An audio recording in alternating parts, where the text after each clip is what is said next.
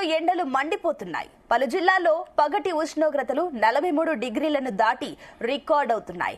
రానున్న రోజుల్లో ఎండలు మరింత పెరిగే అవకాశం ఉందని వాతావరణ శాఖ చెబుతుంది. ఈ మేరకు తెలంగాణలోని పలు జిల్లాలకు ఆరెంజ్ అలర్ట్ జారీ చేసింది. ముఖ్యంగా ఉమ్మడి ఆదిలాబాద్, జగిత్యాల, సిరిసిల్ల, నిజామాబాద్ జిల్లాలో గరిష్ట ఉష్ణోగ్రతలు నమోదయ్యే అవకాశం ఉందని ప్రజలు అప్రమత్తంగా ఉండాలని వాతావరణ శాఖ తెలిపింది.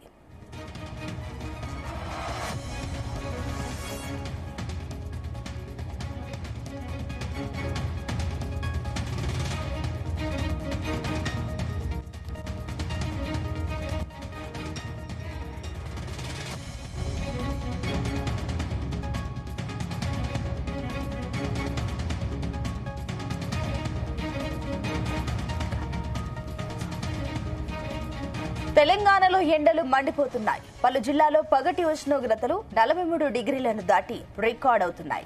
రానున్న రోజుల్లో ఎండలు మరింత పెరిగే అవకాశం ఉందని వాతావరణ శాఖ చెబుతుంది.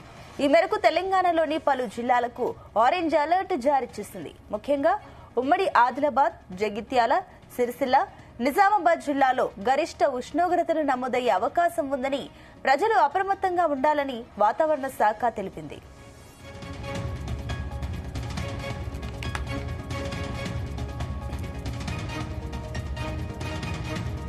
రైట్, ఇదే అంశానికి సంబంధించి మరిన్ని డీటెయిల్స్ మా కరెస్పాండెంట్ రాజు పటేల్ అందిస్తారు. రాజు పటేల్, అటు తెలంగాణలో పలు జిల్లాల్లో వాతావరణం కూడా భారీగానే ఉన్నట్లు తెలుస్తుంది, ఎండలు భారీగా ఉన్నట్లు తెలుస్తుంది. ఏంటి దీనికి సంబంధించిన డీటెయిల్స్? Good morning Sunitha. ఈ రోజు నుంచి పూర్తి స్థాయిలో వేసవికి సంబంధించినటువంటి ప్రభావం తెలంగాణలోని పలు జిల్లాల్లో కనిపించనుంది. దాదాపు ఆల్మోస్ట్ 33 జిల్లాలలో కూడా ఎండలు ఎక్కువగానే ఉండే అవకాశం ఉంది. ప్రధానంగా చూసుకుంటే అటు మనకు జగిత్యాల, సిరిసిల్ల, ఆదిలాబాద్, నిజామాబాద్, నిర్మల్, మంచిర్యాల, కొమరంభీం ఆసిఫాబాద్, పెద్దపల్లి, ములుగు, భూపాల్పల్లి జిల్లాలు. ఈ జిల్లాల్లో కూడా రికార్డ్ స్థాయిలో ఉష్ణోగ్రతలు నమోదయ్యే అవకాశం ఉంది. ఎందుకంటే ఇదంతా కూడా చాలా హీట్ గా ఉంటుంది. 43 డిగ్రీలకు పైన ఇక్కడ ఉష్ణోగ్రత నమోదయ్యే అవకాశం ఉంది. మనం ఒకసారి లాస్ట్ వీక్ ఒక గణాంకాలను కనుక చూసుకుంటే లాస్ట్ వీక్ కూడా ఈ జిల్లాలోనే ఎక్కువగా ఉష్ణోగ్రత నమోదైంది. ఆదిలాబాద్ లో ఈ సీజన్ లో ఈ వేసవి కాలంలో రికార్డు స్థాయిలో 43.8 డిగ్రీల నుంచి 44 డిగ్రీల వరకు ఉష్ణోగ్రత నమోదైంది. నిజామాబాద్ లో కూడా 43.6 డిగ్రీలు, పెద్దపల్లి జిల్లా రామగుండంలో 43.4 డిగ్రీలు, భూపాల్పల్లిలో 43.2 డిగ్రీలు, జగిత్యాల, సిరిసిల్ల జిల్లాలో 43.2 డిగ్రీల ఉష్ణోగ్రత రికార్డ్ స్థాయిలో నమోదైంది. ఆదిలాబాద్ లో మనకు 43.8 డిగ్రీలు అంటే ఆల్మోస్ట్ 44 డిగ్రీలకు చేరువైనట్టు చెప్పవచ్చు. సో ఎందుకంటే ఇప్పుడు మనకు ఏప్రిల్ ఎండింగ్ లో ఉన్నాము, ఇక మనకు మే మంత్ స్టార్ట్ అవుతుంది. సో మేలో ఎట్లా ఎండలు చాలా విపరీతంగానే ఉంటాయి. ఎండలు ముదురు కూడా ఎక్కువగా ఉండే అవకాశం ఉంది. సో హైదరాబాద్ వాతావరణ కేంద్రం కూడా అదే తెలిపింది. ఈ 7 జిల్లాలకు ఎల్లో అలర్ట్ కూడా జారీ చేయడం జరిగింది. సో మిగతా కొన్ని జిల్లాలకు ఆరెంజ్ అలర్ట్ జారీ చేశారు. ఈ జిల్లాలో హెవీ టెంపరేచర్ నమోదయ్యే అవకాశం ఉంది. అలానే మిగతా జిల్లాల్లో కూడా టెంపరేచర్ నార్మల్ కంటే 2 నుంచి 3 డిగ్రీల సెల్సియస్ పగటి డే టెంపరేచర్ కానీ నైట్ టెంపరేచర్ కానీ ఎక్కువగా నమోదయ్యే అవకాశం మిగతా జిల్లాలో కూడా ఉంది. సో మనకు మే నెల ప్రారంభం కాబోతుంది కాబట్టి సూర్యుడు ఎలా తన ప్రతాపాన్ని చూపించనున్నాడు. సూర్యుడి బాణుడి యొక్క బగబగలు కూడా తెలంగాణలో ఎక్కువగా ఉండే అవకాశం ఉంది. సో ఇన్ని రోజుల పాటు దాదాపు మనకు ఒక 20-25 రోజుల నుంచి విభిన్న వాతావరణం తెలంగాణలో కనిపిస్తుంది. కానీ ఇక మీదట ఆ పరిస్థితి ఉండకపోవచ్చని హైదరాబాద్ వాతావరణ కేంద్రం తెలుపుతుంది. ఎందుకంటే గత మనం 20-25 డేస్ యొక్క అనాలిసిస్ చూసుకుంటే ఒక 2-3 రోజులు ఎక్కువగా మనకు వేడి ఉంది. మరొక 2 రోజులు అటు క్యుములో నింబస్ మేఘాల వలన కానీ అటు బంగాళాఖాతంలో ఏర్పడిన అల్పపీడన ద్రోణి ప్రభావం వల్ల కానీ చెదురుమదురు వర్షాలు పడ్డాయి. ఒక మోస్తారు నుంచి తేలికపాటి వర్షాలు పడ్డాయి. వాతావరణము కొద్ది రోజులు చల్లగానే ఉంది. హైదరాబాద్ సిటీలో భారీగా కూడా వర్షపాతం నమోదైంది. ఆ ఎఫెక్ట్ తోటి 2-3 రోజుల పాటు హైదరాబాద్ కూడా వాతావరణం కొంచెం కూల్ గా అనిపించింది. అటు మన ఉమ్మడి నల్గొండ గాని ఉమ్మడి వరంగల్ జిల్లా చూసుకున్నా కూడా అక్కడ కూడా వర్షపాతం కొంచెం నమోదు కావడం తోటి అక్కడ కూడా కొంచెం వాతావరణం చల్లగా కనిపించింది. మన లాస్ట్ 10-15 డేస్ యొక్క వాతావరణ పరిస్థితుల యొక్క మన గణాంకాలు చూసుకుంటే ఆ విధంగా ఉంది. సో ఇప్పటి నుంచి మాత్రం ఆ పరిస్థితి ఉండే అవకాశం కనిపించలేదు. పూర్తి స్థాయిలో మనకు ఎండాకాలం పూర్తి స్థాయిలో మనకు కనిపించబోతుంది. ఎందుకంటే సూర్యుడి యొక్క ప్రభావం చాలా ఎక్కువగా ఉండే అవకాశం ఉంది. ఇప్పటికే మనకు ఉదయం 5:30కే తెల్లవారు అవుతుంది, సాయంత్రం 6:30-7 మధ్యలో మనకు చీకటి అవుతుంది. అంటే డే టైప్ ఎక్కువగా ఉంటుంది. ఎండాకాలంలో ఈ డే టైం ఎక్కువ ఉంటుంది.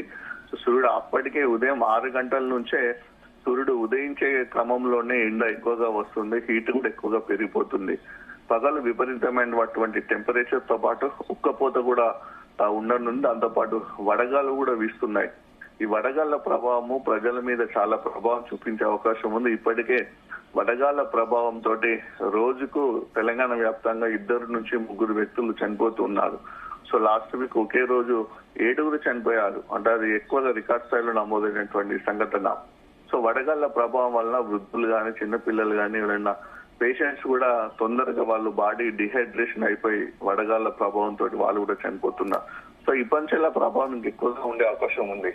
10-10:30 మార్నింగ్ అయిందంటేనే మనకు బయటికి వెళ్ళడానికి చాలా ఇబ్బందిగా ఉండే అవకాశం కనిపించనుంది. ఈ ఆఫ్టర్నూన్ టైంలో మధ్యాహ్నము 12-12:30 నుంచి దాదాపు 3:30-4 గంటల వరకు విపరీతమైనటువంటి వేడి. బైక్ పైన వెళ్తే మాత్రము, నడుచుకుంటూ వెళ్ళినా, బైక్ పైన వెళ్ళకుండా వడగళ్ల ప్రభావంతో చెవులకు గాని, బ్రెయిన్ గాని, బాడీ గాని ఎఫెక్ట్ అయ్యే అవకాశం చాలా ఎక్కువ కనిపించనుంది. విపరీతమైనటువంటి వేడి, ఉక్కపోత, ఉష్ణోగ్రత 3 నమోదయ్యే అవకాశం ఉంది. రాత్రిపూట కూడా మనకు టెంపరేచర్ నార్మల్ కంటే కూడా ఎక్కువగా నమోదయ్యే అవకాశం ఉంది.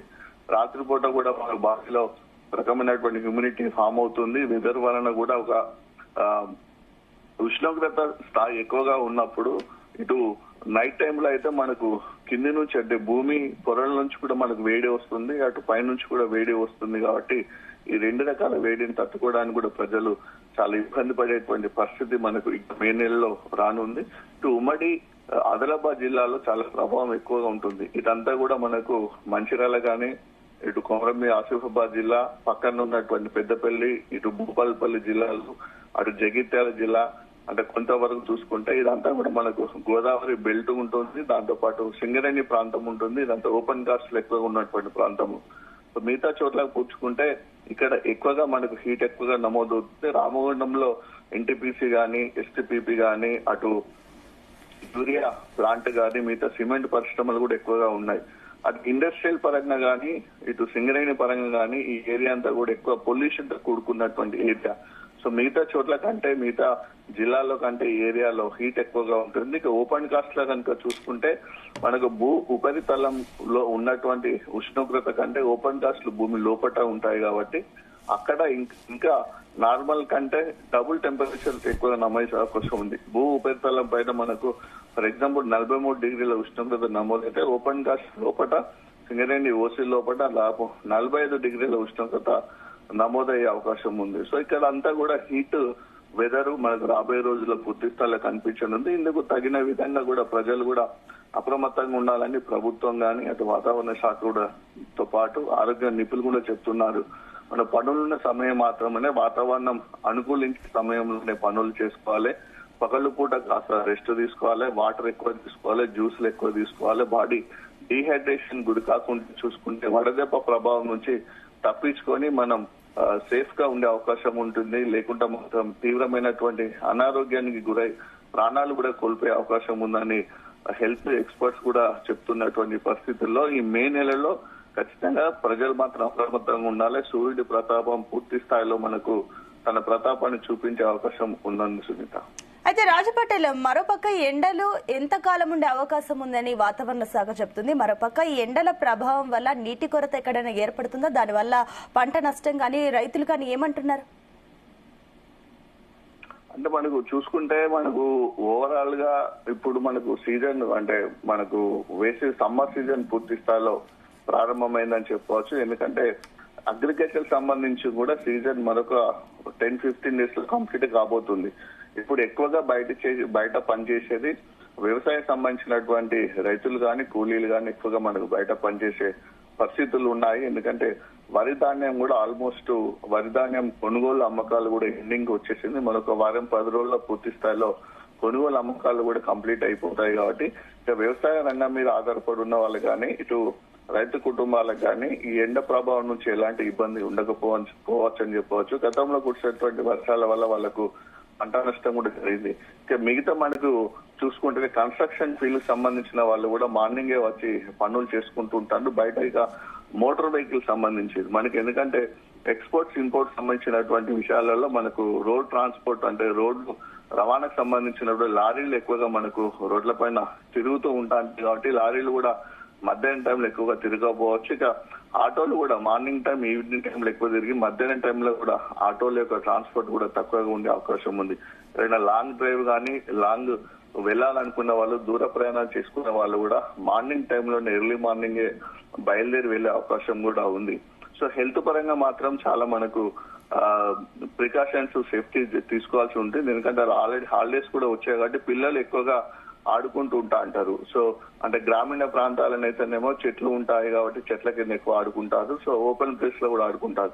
సిటీ లాంటి ప్రాంతాల్లో మాత్రం పట్టణాలలో అన్ని ప్లే గ్రౌండ్స్ ఉంటాయి, మనకు క్రీడా మైదానాలు ఉంటాయి కాబట్టి అక్కడ ఆడుకుంటారు. వాళ్ళకు కొంచెం నీడ ఉండకపోవచ్చు. సో పిల్లలు బయటికి వెళ్లి ఆడుకుంటే అప్పుడు పేరెంట్స్ ఖచ్చితంగా వాళ్ళకి జ్యూస్ బాటిల్స్ కానీ వాటర్ బాటిల్స్ కానీ ఇవ్వడము, లేదా ఆడుకొని ఇంటికి వచ్చిన తర్వాత కాసేపు రెస్ట్ తీసుకున్న తర్వాత ఇమీడియట్లీ మనకు తాగదేదండి. మనం రన్నింగ్ చేసినా గానీ ఎక్కువగా వాకింగ్ చేసినా గానీ ఆడుకున్నా గానీ సో 5 minutes మనం కూర్చొని బాడీ కొంచెం శ్వాస కంట్రోల్కి వచ్చిన తర్వాతనే వాటర్ కానీ జ్యూస్ కానీ తీసుకోవాలి. ఇమీడియట్లీ తీసుకుంటే కూడా ఆరోగ్యానికి చాలా విపరీతమైనటువంటి ప్రమాదానికి గురయ్యే అవకాశం ఉందని కూడా డాక్టర్లు చెప్పిన నేపథ్యంలో చాలా ప్రికాషన్స్ అయితే తీసుకోవాల్సి ఉంటుంది. ఎండ వేడి నుంచి వడదెబ్బ నుంచి ఆల్రెడీ ప్రజలకు ఒక రకమైనటువంటి అవేర్నెస్ ఉంటుంది. సో అవేర్నెస్ ప్రకారంతో పాటు నెగ్లిజెన్స్ లేకుండా ఎక్కువగా వాళ్ళకు వెదర్ అనుకూలించే సమయంలో మాత్రమే జర్నీలు చేయడము, పనులు చేసుకొని మిగతా సమయంలో రెస్ట్ తీసుకుంటేనే వాళ్ళు సేఫ్ గా ఉండే అవకాశం ఉంది. Sunitha. Right Raju Patel, thank you.